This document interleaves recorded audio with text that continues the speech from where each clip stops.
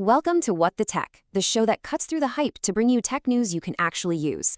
Today, we've got a wild story. It's about going green, doing the right thing with solar energy, but for hundreds of homeowners, it turned into an absolute nightmare. Let's dive right in. Just let that sink in for a minute. Lorna Winter, a schoolteacher in Brooklyn, suddenly finds herself on the hook for $270 a month. Every single month. For a loan she says she never, ever applied for. And believe me, her story is just the tip of the iceberg here. And when I say iceberg, I mean it. We're talking about almost $20 million. That is the amount New York City is demanding from a single solar company. It's actually the biggest demand of its kind in the city's entire history. And the vast majority of that, we're talking $18 million, is meant to go right back to the homeowners who got caught up in this mess. A solar nightmare in NYC, how one company's promises left hundreds of homeowners in the dark. So what on earth happened here? Well, the city has dropped a massive lawsuit on a company called Radiant Solar. And the accusation? That they systematically scammed hundreds of regular homeowners, people who were just trying to do the right thing, go green, and maybe, save a few bucks on their electric bill. And when you hear the stories from these homeowners, it is just devastating. I mean, you've got Arthur Klein, who looks up and realizes his brand new solar panels are facing the wrong way. They're facing west instead of south. Then there's Harold Williams, a retired carpenter whose roof literally collapsed after the installation. The company's response when he asked for the $15,000 to fix it? Nope. And we're not talking about a handful of people. The city says there are over 300 homeowners who were allegedly taken for a ride. And the scale of this whole thing is, well, it's just staggering. This isn't about a few honest mistakes here and there. Nope. The city has documented over 3,000 code violations, more than 50 failed inspections, and get this, 143 counts of false advertising.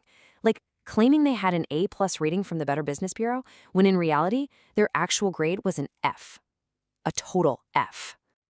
Anatomy of the scam, deconstructing the alleged mechanical and monetary malfeasance. So the big question is, how? How does one company allegedly pull this off on such a massive scale? It really makes you wonder what their playbook was. So let's break it down. Let's dissect this alleged scam and see exactly how it worked. Okay, so the city's case really boils down to two main things. On one hand, you have the mechanical failures. We're talking really shoddy workmanship, panels installed completely wrong, roofs getting seriously damaged, and systems that just didn't work at all. They were basically just expensive decorations.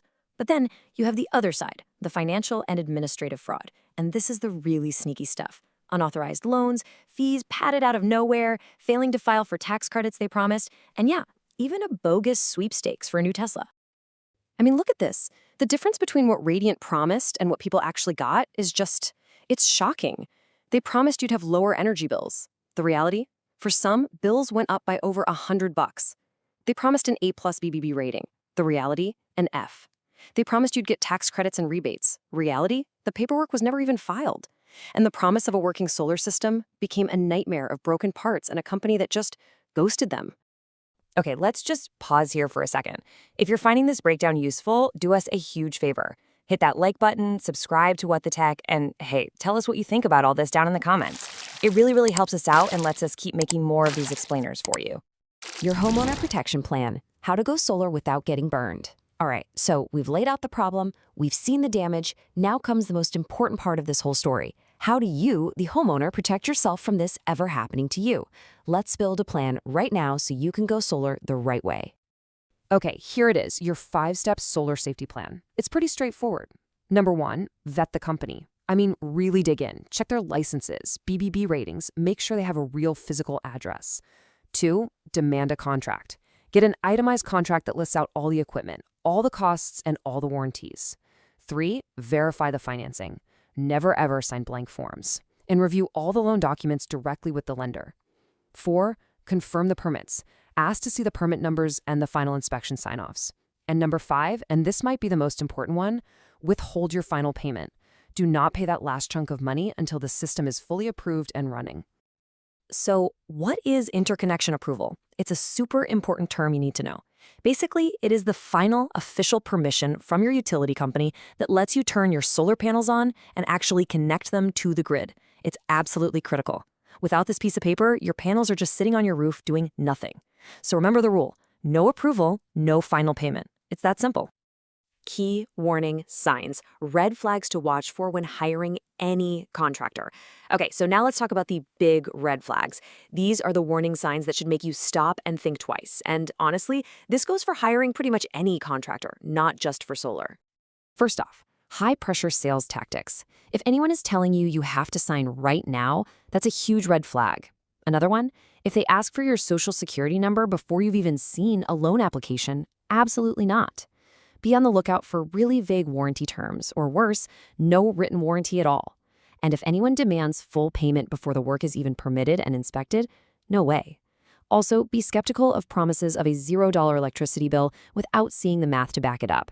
And of course, if their contact info is shaky or their website is down, just stay away. Trust your gut on this stuff. The future of consumer tech. What this case means for the green energy boom. So let's just zoom out for a minute and think about the bigger picture. When a story like this breaks, what does it really mean for the whole green energy boom?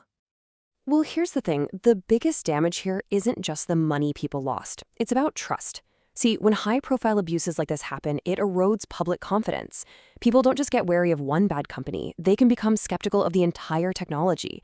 And that can really slow down the adoption of these important new technologies that we need. Which really brings us to our last big question for you to think about. As all this cool green tech becomes more and more common, is our trust in new technology, our excitement for it, actually making us easier to scam?